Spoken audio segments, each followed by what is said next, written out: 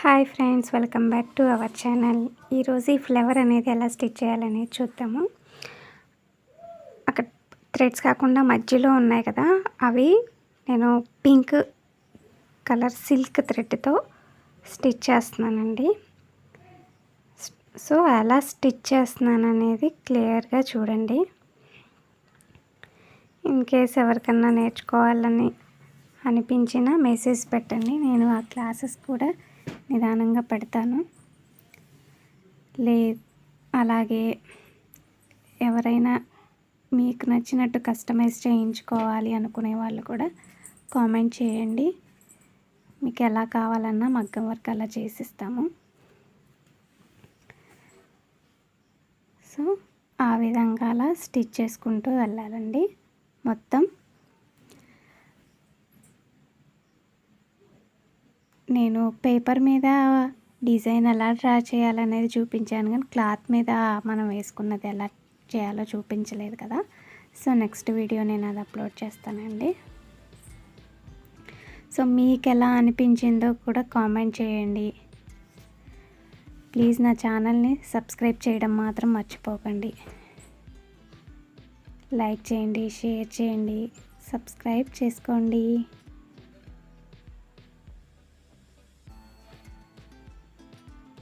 So అదే అలా stitch చేసుకుంటూ వెళ్ళాలన్నమాట.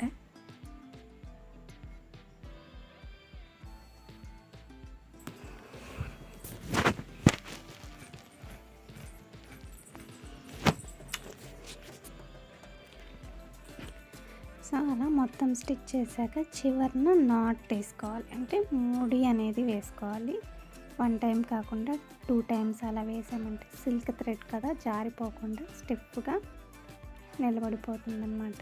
ముడేసేసి మనం కిందకి లాగితే ఆ ముడి పడిపోయి ఎక్స్ట్రా ఉన్న థ్రెడ్ అనేది కిందకి వెళ్ళిపోతుంది. సో అలాగే మొత్తం అటు సైడ్ ఇటు సైడ్ కూడా నేను పింక్ కలరే వేస్తున్నాను. ఇన్ కేస్ మీకు అక్కడ కూడా కొంచెం లావుగా ఎత్తుగా ఫ్లవర్ అనేది కనపడాలంటే మీరు పైపింగ్ థ్రెడ్ వేసుకొని స్టిచ్ చేసుకోవచ్చు. పైపింగ్ థ్రెడ్ అనే కాదు, ఏదన్నా వేసుకొని స్టిచ్చింగ్ అనేది చేసుకోవచ్చు అన్నమాట. సో చూసారు కదా, నేను లోపల ఫ్లవర్ అనేది అలా స్టిచ్ చేస్తాను. ఇప్పుడు మనం పైపింగ్ థ్రెడ్ అనేది మనకి ఎంత లెంత్ అనేది సరిపోతుందో, మనకి ఎంత కావాలో అంత కట్ చేసుకొని అలా అంటించేసుకోవాలి. సో నేను అంటించుకున్న తర్వాత ఇప్పుడు అక్కడ వచ్చేసి ఎల్లో కలర్ శారీ కలర్తో నేను అలా స్టిచ్ చేసుకుంటున్నాను అనమాట. మనం ఇక్కడ పింక్ కలర్తో ఎలా స్టిచ్ చేసామో సేమ్ అదే ప్రాసెస్. మనం అనేది క్రాస్గా స్టిచ్ చేయడం వల్ల ఏంటంటే చాలా నీట్గా కనిపిస్తుంది అనమాట. స్ట్రైట్ అనేది మనకంత ఇంప్రెసివ్గా అనిపించదు. క్రాస్గా వేయటం వల్ల ఏంటంటే చాలా నీట్గా డిజైన్ అనేది చాలా బాగా కనిపిస్తుంది. సో అలా క్రాస్ స్టిచ్ మనం వేసిన ఆ థ్రెడ్ కలర్ పైపింగ్ థ్రెడ్ అనేది కనపడకూడదండి. కనపడకుండా ఆ ఎల్లో దారంతో పక్కనే స్టిచ్ చేసుకుంటూ రావాలి. చూసారు కదా, వీడియోలో చూపిస్తున్నట్టు అలా పక్కనే స్టిచ్చింగ్ చేసుకుంటూ రావాలి. క్రాస్ ఇస్తూ ఉండాలన్నమాట. మీకు అంతగా చూసారు కదా, నేను అలా డ్రా చేశాను కదా, మీకు డ్రా చేసింది కనిపిస్తుందా? నేను ఎక్కడ స్టిచ్ చేసుకోవాలి అనేది నేను పెన్తో లైట్గా అలా డ్రా చేసుకున్నాను. దాని మీద స్టిచ్ చేయటం వల్ల మనకి అటు ఇటు వెళ్ళిపోకుండా కరెక్ట్గా వస్తుందన్నమాట. అలా డ్రా చేసుకుంటే ఇంకా చాలా ఈజీగా ఉంటుంది అనమాట. సో ఇది కూడా ఫుల్గా మొత్తం ఆ పైపింగ్ థ్రెడ్ మొత్తం అలా డ్రా చేసుకోవాలి.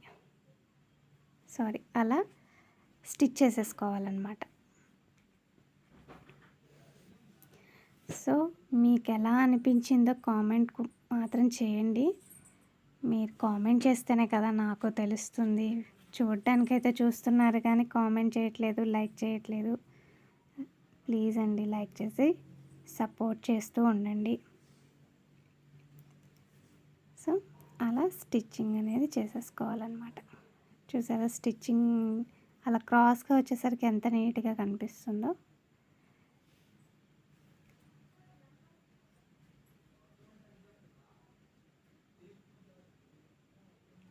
అంతా ఇంతేనండి. సేమ్ ఇలాగే స్టిచ్చింగ్ అవుతూ ఉంటుంది.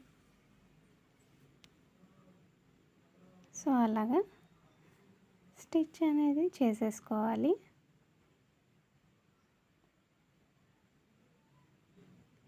వీడియోని ఎక్కడ స్కిప్ చేయకుండా చూడండి. లాస్ట్లో ఫ్లవర్ అనేది స్టిచ్ చేసిన తర్వాత ఎంత బాగుందో ఫోటో అనేది యాడ్ చేశాను.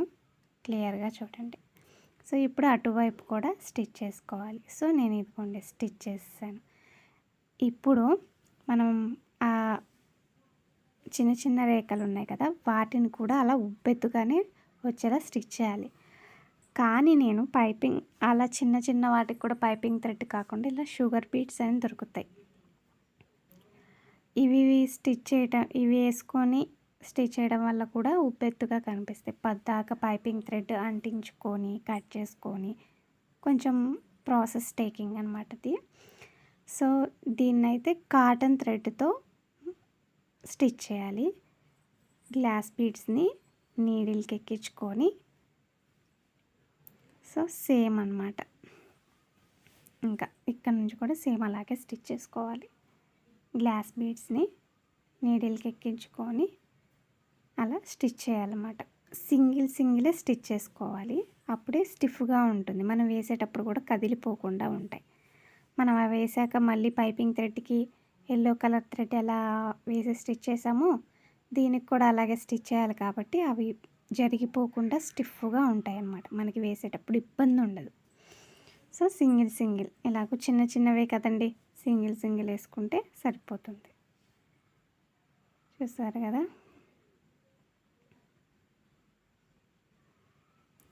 ఇవి మేము నేర్పించేటప్పుడు మా దగ్గర చాలా ఉండిపోయినాయండి. సో నేను ఇవి వేసేస్తున్నాను.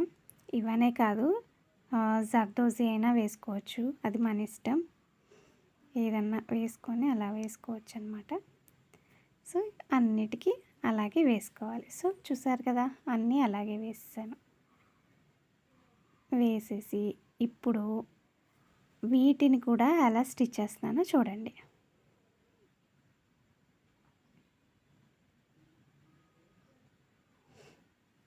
వీటికి కూడా క్రాస్గా స్టిచ్ అనేది చేసుకోవాలి.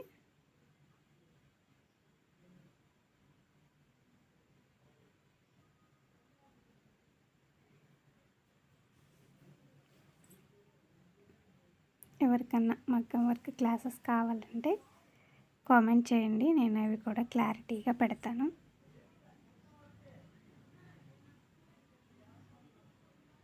మగ్గం వర్క్ వస్తే మన ఇంట్లో మనమే చేసుకోవచ్చండి, బయట వాళ్ళకి అంతంత రేట్ పెట్టి ఇచ్చే బదులు. సో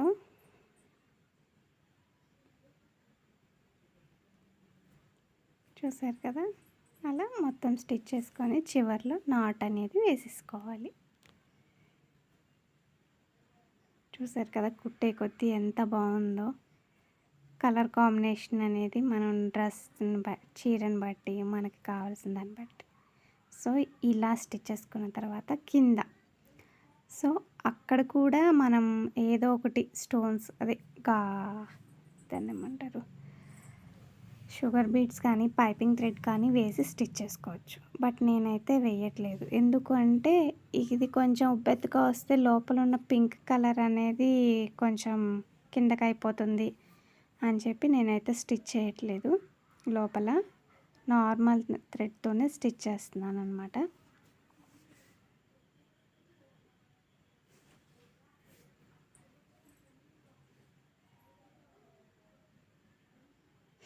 చూసారు కదా, కింద హ్యాండ్ అనేది కనిపిస్తుంది నాది. కింద హ్యాండ్తో చిన్న కొక్కెంలా ఉంటుంది, దానికి థ్రెడ్ పట్టించి తిప్పి లాగటమే. ఫస్ట్లో మాకు చాలా కష్టంగా అనిపించింది. నేను నేర్చుకునేటప్పుడైతే చాలా ఇబ్బంది పడ్డాను. చాలామంది చాలా నీట్గా కుట్టేవాళ్ళు. నేను అనుకునేదాన్ని నాకు రావట్లేదు ఏంటి అని. నాకెందుకు రాదు అని చెప్పి నేను ఒక చిన్న ఫ్లవర్ ఒకటి డ్రా చేసుకొని కుట్టానండి. సో అప్పటి నుంచి కొంచెం థ్రెడ్ వర్క్, నాకు వర్క్స్ కూడా థ్రెడ్ వర్క్ మీదే ఎక్కువ బ్లౌజెస్ వచ్చినాయి. అప్పటికి నేను కొంచెం యూట్యూబ్ ఛానల్ స్టార్ట్ చేయలేదు, కొన్ని పిక్స్ కూడా తీసుకోలేదు. ఉన్నంత వరకే కొన్ని కొన్ని అప్లోడ్ చేశాను, కొన్ని చేయలేదు.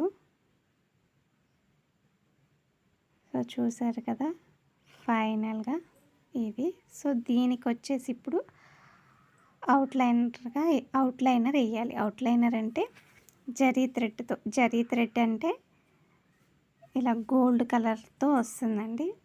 సో దీనికి కూడా కింద నాట్ అనేది వేసేసుకొని, కింద ముడి అనేది వేసుకొని కింద నుంచి నీడిల్ కంటించుకొని స్టిచ్ చేసేయాలి. సో మీరు జరీ థ్రెడ్ అనే కాదు, నేను ఎందుకంటే కొంచెం షైనీగా కనిపిస్తుందని చెప్పి వేస్తున్నాను. జరీ థ్రెడ్డే కాకుండా మీరు వేరే ఏదన్నా ఆల్టర్నేట్ కలర్ కూడా వేసుకొని బోర్డర్ ఫ్లవర్ చుట్టూ బోర్డర్ కింద అనమాట. సో చూసారా చిన్న గ్యాప్ ఉంది కదా, ఆ గ్యాప్లో మనం అలా ఈ జరీ థ్రెడ్ అనేది స్టిచ్ చేసుకోవాలి.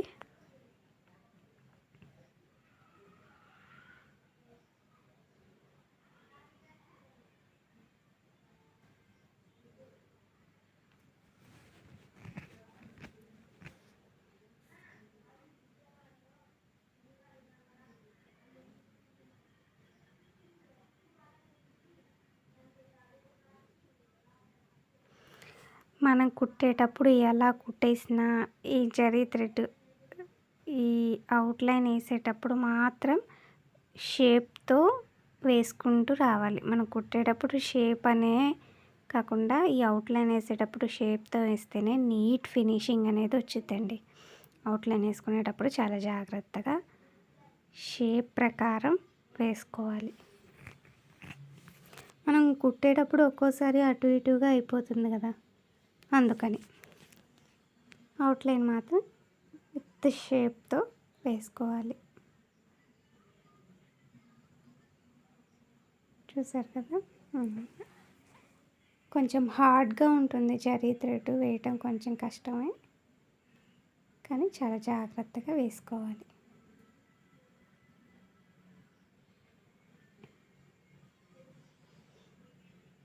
చూసారు కదా, అలా మొత్తం జరీ థ్రెడ్ వేస్తాను. ఆల్టర్నేటివ్ కలర్ వేయట్లేదు.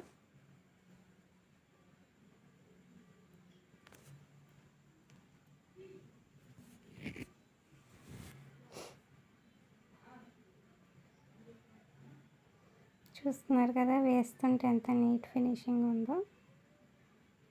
మనకి అక్కడ కోణాలు కూడా నీట్గా రావాలి. మీకు ఎలా అనిపించిందో కామెంట్ మాత్రం చేయండి ఫ్రెండ్స్. సబ్స్క్రైబ్ చేయడం మాత్రం మర్చిపోకండి, ఓకేనా? చూసారుగా ఫైనల్గా అన్నీ వేసేసి నాట్ వేసుకున్నాను. ఎంత బాగుందో కదా. మీకు ఎలా అనిపించింది ప్లీజ్ కామెంట్ చేయండి. మీరు కామెంట్ చేయడం వల్ల నాకు కొంచెం సపోర్టివ్గా ఫీల్ అవుతానండి.